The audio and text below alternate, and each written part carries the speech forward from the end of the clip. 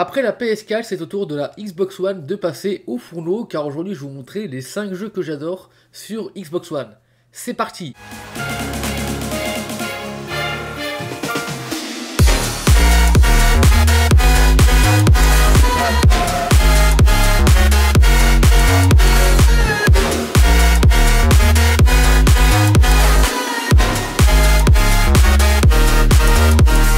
Premier jeu, il s'agit d'un jeu de Ubisoft. Ça fait plaisir de parler un petit peu d'eux parce que vous savez qu'en ce moment Ubisoft c'est un développeur qui va pas très bien, qui a pas mal de soucis de finances notamment, niveau financier, ils vont pas très bien en ce moment ces développeurs là, et c'est dommage car bien que des fois ils font des jeux un petit peu ratés, ça reste un développeur qui vraiment a marqué, qui a fait beaucoup de jeux intéressants, notamment dans l'ère PS3, 3.6, Zombie.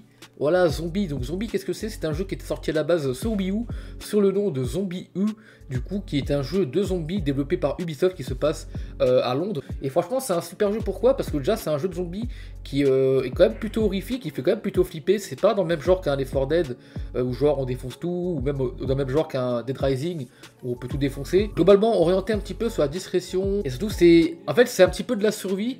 Mais la différence c'est que là vous êtes vraiment tout seul, bah, déjà vous pouvez pas jouer en ligne à ce jeu là. Moi ce que j'ai beaucoup aimé dans ce jeu là c'est que il y a deux modes dans le jeu.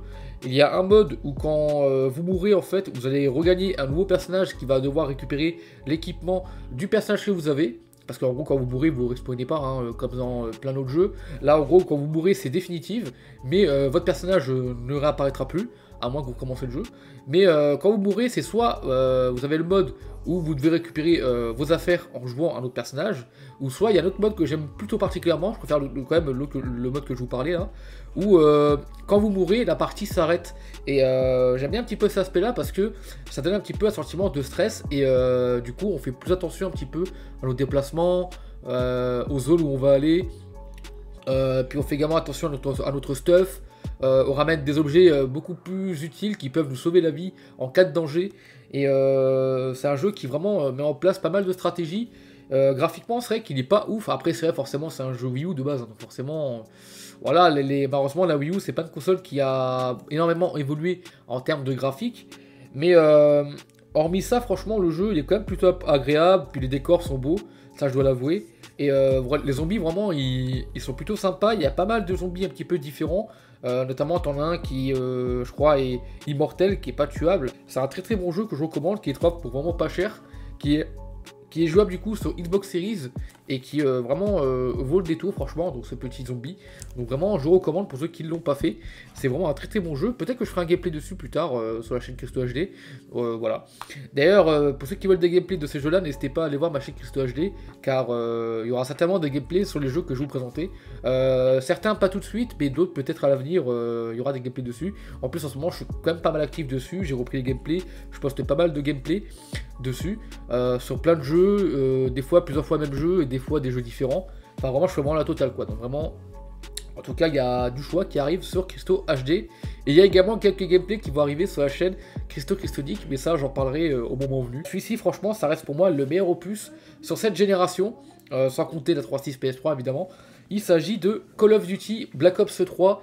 Donc du coup, Call of Duty personnellement c'est une saga que, bien que elle se pète la gueule, ça reste quand même une saga que je porte dans mon cœur parce que j'ai beaucoup joué à ces jeux là. Hein, je me souviens de ma période un petit peu sur les vieux Call of, hein, notamment sur les Modern Warfare en ligne, notamment MW3, j'avais bien squatté, je me rappelle. MW2 pareil, j'avais bien squatté celui-ci avec des potes qu'on a dans le chat Xbox Live.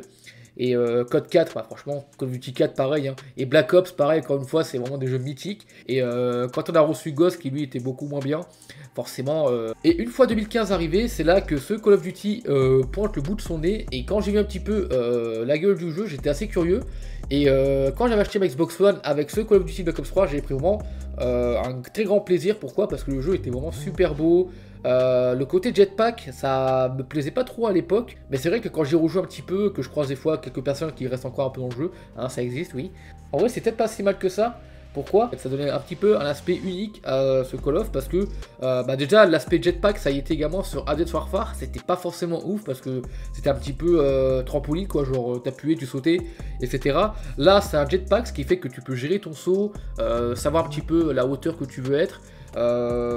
Et puis là, franchement, le multijoueur était vraiment super bon, bien que le seul défaut du multijoueur, ça a été que, bah, du coup, il commençait à mettre un petit peu un système un peu de colis qui nous permettait d'avoir des armes qu'on pouvait avoir uniquement dans les colis. Et pour ça, il fallait avoir beaucoup de chance. C'était un petit peu du pay to win, et ça, c'est vraiment le seul gros défaut de ce Call of Duty, je trouve. C'est le côté pay to win, parce que des fois, il y avait des armes qui étaient un petit peu craquées. Là encore, Black Ops 3, ça allait, il n'y avait pas d'armes trop craquées. Ça a vraiment commencé à partir en couille avec Black Ops 4. Prochain jeu Xbox One, celui-ci il est pas très connu, beaucoup moins connu que Black Ops 3, et même que Zombie je pense, que j'ai beaucoup apprécié, bien que je l'ai pas fini actuellement, mais cette vidéo va me servir notamment pour pouvoir le finir, parce que bah, quand je reverrai le jeu dans ma collection, je me dirai, ah c'est vrai que j'ai fait une vidéo dessus, il faut que je le termine, faut pas que tu oublies ce que tu as dit dans ta vidéo.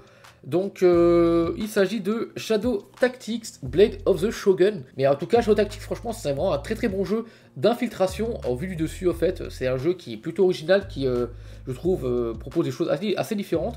Je l'ai pas encore fini, mais celui-ci, j'ai beaucoup aimé parce que, bah, déjà, il y a un côté un petit peu infiltration différent. Non, franchement, c'est bien parce que c'est original, c'est au vu du dessus. Et ce qui est bien aussi, c'est qu'il y a pas mal de personnages dans le jeu qui, du coup, te permet d'avoir des capacités différentes. T'en as qui peuvent se cloner, t'en as qui sont ultra bourrins, t'en as qui balancent des shurikens pour tuer les ennemis de loin. Voilà, t'as plein de stratégies à élaborer. En fait, c'est un petit peu mélange un petit peu d'infiltration et de stratégie en même temps dans ce jeu-là. Et c'est plutôt cool. Alors le jeu il est quand même assez court, hein, bien que je l'ai pas fini, parce qu'il y a un total de 13 niveaux, 13 missions. Et du coup ça peut se faire assez vite. Il y a 3 modes de difficulté, hein, évidemment, comme tout jeu évidemment qui se respecte, mais c'était important à préciser. Et voilà, puis il y a plein de quartiers explorés, ça se passe évidemment au Japon, hein, on le reconnaît un petit peu à la boîte notamment, puis même derrière c'est précisé que ça se passe au Japon antique. Et vraiment les décors sont super beaux également, le jeu il est vraiment magnifique. Donc vraiment pour ceux qui n'ont jamais testé ce Shadow Tactics et qui aiment bien le jeu d'infiltration qui sont un petit peu original, qui sortent du lot, je peux que vous recommander ce petit jeu qui franchement est pas très connu, qui est disponible sur Xbox One et aussi sur PC, sur PS4. Donc n'hésitez pas à vous faire celui-ci, vous pouvez vous attendre à une bien belle surprise, hein. Vraiment très belle surprise, ce petit Shadow Tactics, qui est pas très connu et qui je pense pourrait devenir assez rare à l'avenir. Donc pour ceux qui veulent se le prendre, n'hésitez pas à faire vite pour vous le prendre, parce qu'il y a moyen que ce jeu-là, d'ici quelques années, soit difficilement trouvable. Après je sais pas, mais au vu du style de jeu qui est un petit peu original, et etc., je me dis que c'est un jeu qui pourrait devenir assez rare. Ensuite les amis, pour ceux qui m'ont connu à l'époque 2017, etc., je vais vous parler aujourd'hui d'un jeu que je suis en train de m'y remettre, mais en même temps c'est pas vraiment le même jeu, parce que bah, là je vous parlais d'un jeu que j'adore énormément jouer en ce moment, avec les potos, etc. Et je suis en train de poster pas mal de gameplay dessus, pour ceux qui suivent la chaîne Kesto HD.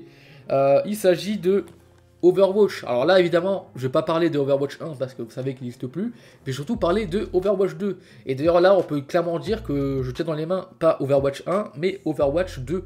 En fait Overwatch 1 c'est devenu le 2 en fait techniquement. Donc c'est pour ça que je vous dis que là je tiens Overwatch 2, parce qu'en fait quand vous mettez le CD de Overwatch 1, ça vous installe Overwatch 2. Donc vraiment j'aime beaucoup ce jeu, c'est un très bon FPS en ligne. Alors le problème évidemment d'Overwatch c'est que c'est basé sur l'esprit d'équipe. Donc c'est pour ça que quand vous jouerez à ce jeu, je vous recommanderais souvent de jouer avec des potes, de ne pas y jouer tout seul. Mais c'est évidemment un très bon FPS qui met en avant en fait le côté un petit peu personnage, capacité. Vous avez à l'intérieur plein de personnages qui ont chacun leur capacité.